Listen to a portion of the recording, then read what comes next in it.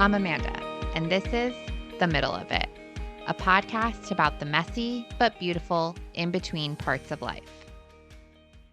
This week, something happened with my daughter that kind of shook me.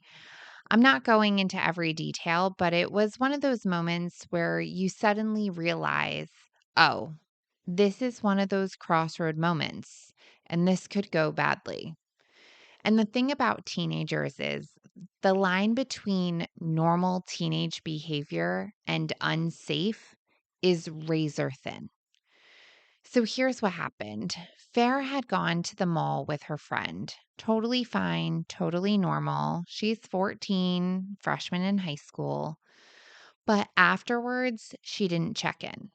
She didn't say she was leaving. She didn't ask to go anywhere else. She didn't update me at all. A little while later, I texted her to see when she would be home, and I didn't get a reply. And when it stayed unread longer than felt normal, I checked her location just to make sure she was still at the mall, which really at that point I knew was probably already closed. And instead of seeing her still there, her location showed that an hour earlier she'd been on some random street nearby. Her battery was at about 25%, and now there was no current location, no update, no movement, just gone. And listen, that is when the alarm bells started. Because as a mom, your mind goes from 0 to 100 in seconds. When I called her phone, it went straight to voicemail. Not ringing, then voicemail, not decline, straight to voicemail, which every parent knows is code for the phone is dead or turned off. At that point, we called the other parent, and that's when we found out that the girls had gone on a walk. And I'm using air quotes that you can't see right now. She didn't tell us this walk was happening. She didn't check in. She didn't ask permission. And that's when the fear kicked in. I got in my car, hair wet, pajamas on, slippers, zero dignity, and started driving around town looking for them. I literally stopped people riding their bikes and even people that were up on the pier asking if they had seen two girls walking around. Because in that moment, nothing else mattered except making sure she was safe. And while I was out looking, I finally got the call from her after she got back to her friend's house. And yes, of course, I was upset. But by the time I heard her voice, what I mostly felt was relief. And honestly, worry that had settled so deep in my body, I could feel the adrenaline shaking. That was the moment that made everything real for me. How fast normal teenage behavior can cross the line into unsafe without them even realizing it. And I realized she genuinely didn't understand why her choices were alarming. It hit me then. We're officially in the era where I have to be the mom she doesn't like sometimes. And wow, I was not prepared for how heavy that feels. There was this moment where I thought, am I overreacting? Other parents would probably let this slide. Maybe I should just be chill. Maybe I took it too far. That's the lie. The lie that says if you're easygoing, your kid will like you. If you give them freedom, they'll magically make good choices. If you loosen the rules, you'll avoid conflict. But here's the truth I needed to hear. Being the cool mom is easy. Being the safe mom is hard.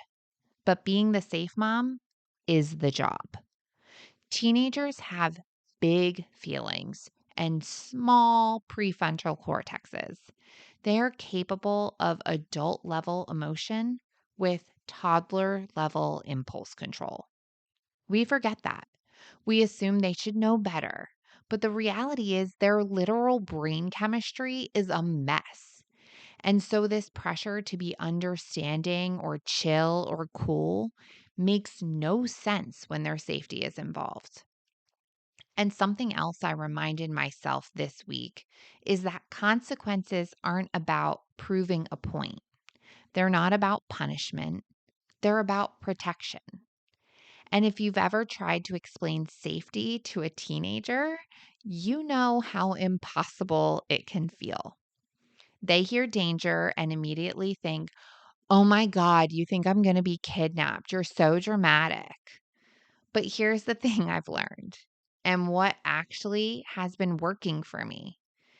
Teens don't understand danger, they understand backup. If I say something bad could have happened, her brain's shutting down. But if I say, "Farah, I'm not calling you irresponsible. I'm not saying something bad was definitely going to happen.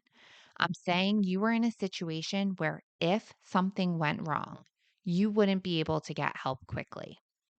That's the part I'm worried about. Not the mall, not your friend, not that you had fun. It's that if you needed me or something felt weird or off, I had no way to help you. That lands because it doesn't shame her, it protects her. And when I talk about safety, I'm trying to learn how to avoid dramatic examples. I'm trying not to say kidnapping or men or trafficking. Her teenage brain hears that and thinks I've gone off the deep end. Instead, I'm trying to stick to realistic teen scenarios like losing your friend and suddenly being alone, your phone dying and needing a ride, getting turned around in a neighborhood you don't know, a creepy person following too closely, seeing something sketchy and needing to call for help, getting locked out at a friend's house, getting sick, not being able to reach an adult you trust. These things are common, not dramatic, and they make sense to a teenager. So when I sat down with her, I said, it's not about something dramatic happening. It's about the normal stuff that can get risky really fast for any teenager anywhere. And I think she heard me. We also talked about backup plans, not fear, not danger, just backup. Everyone needs a backup plan. Even adults tell someone where they're going and keep their phone on. Not because something bad will happen, but because if something does happen, you need backup. When I frame it that way, I feel like she doesn't feel like I'm babying her. She feels respected. And these are skills that she's going to need, especially in places like college, or even if she decides not to go to college and just out in the real world. It's what works. And of course, when we finally sat down to talk about consequences, she started the whining immediately, the dramatic sighing, the "I'm overreacting, everyone else's parents let them," all of that. But again, consequences aren't punishments, they're protection. So here's what we landed on: her phone's gone for a week, no sleepovers, no going out for now. And when she does get her phone back, we're putting a few new systems in place. Systems that are not about control, but about safety and responsibility. Adding downtime during school hours for other unrelated but necessary reasons. I'm getting her a portable charger, which will be required anytime she's out for longer stretches of time. And the basics still apply: check ins, text when you get where you're going, call if your phone is low, respond when someone reaches out to you. These are life skills, not rules. And if she doesn't follow them, then yeah, there will be a loss of privileges again. Not because I'm trying to be strict, but because I'm trying to teach her how to stay safe in the real world. Teenagers don't like boundaries. I know I didn't, but they thrive when they exist. And this week reminded me I'm allowed to hold the line even if she doesn't like it. And another thing I had to check in myself was my wording. Because if I say, "You scared me," she hears, "You're too much," or "You're responsible for my emotions."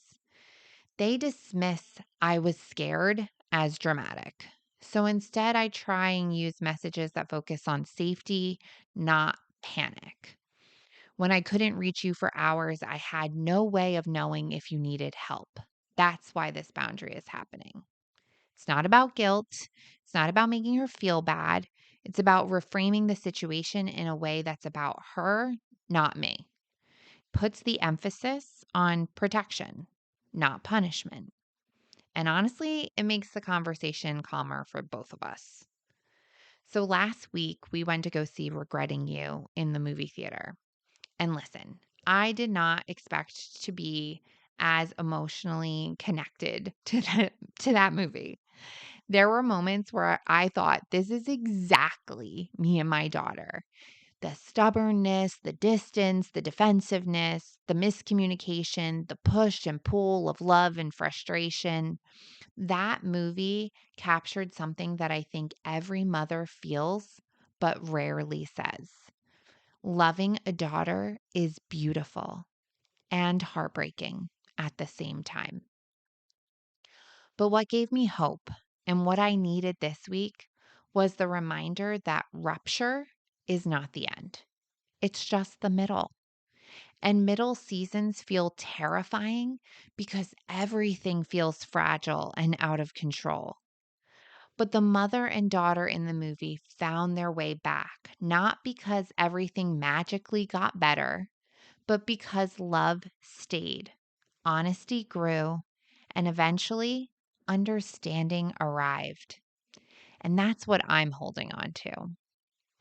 Here's the exact sentence I wish someone had spoken over me. You are doing the right thing, even if it feels awful. I needed to hear that you can be a good mom and still feel guilty. You can love your daughter deeply and still enforce boundaries. You can be compassionate and still be firm. You can be scared and still make strong choices. And I want to say to anyone listening who is dealing with the same season, you're not messing this up. Your kid doesn't hate you. Your boundaries probably aren't too strict. Your heart's in the right place. You're not the villain. You're the parent. And someday, not today, but someday, your daughter will see that everything you did was out of love. And I want to add something else here because I needed to hear this too. Just because I've parented a teenager before does not mean I automatically am supposed to know how to do it again. This daughter is a totally new teenager to me. This season is new. These challenges are new. So, of course, it feels hard. Of course, I feel unprepared. And of course, I feel unsure. But that doesn't mean I'm doing it wrong. It means I'm human. And it means I'm showing up with the willingness to learn, not the ego of, I've done this before. And honestly, that's the real courage of motherhood. Becoming the mother each child needs, even when it stretches you. The middle moments matter. This is the part of parenting that no one talks about enough. The part where you're learning to communicate safety in a way their brain can actually understand. The part where you're trying to say, hey, I'm not trying to ruin your life. I'm literally trying to make sure you get to experience all of it. And sometimes the middle means you're teaching them things they won't appreciate until they're adults with kids of their own. Backup plans, check-ins, charged phones, telling someone where they're going, asking for help when something feels weird. These aren't rules. These are life skills.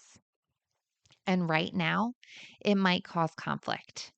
But one day, I believe she will look back and realize my mom wasn't being strict. She was teaching me how to stay safe. So if you're listening and you're in a similar season, I want you to walk away with this. You can love your kid and set boundaries. You can be compassionate and consistent. You can be scared and steady. And you can feel lost and still be leading. And to every mom listening who's navigating a second teenager or a first or a totally different personality than you're used to, you're not supposed to already have the playbook. Some kids rewrite the whole thing. You're not failing. You're just in this messy middle, and you're doing an incredible job, even if your daughter can't see it yet. If this episode helped you, share it with one mom who's struggling this week. We're raising the next generation, not perfectly, but honestly. And that matters. Until next time, keep going.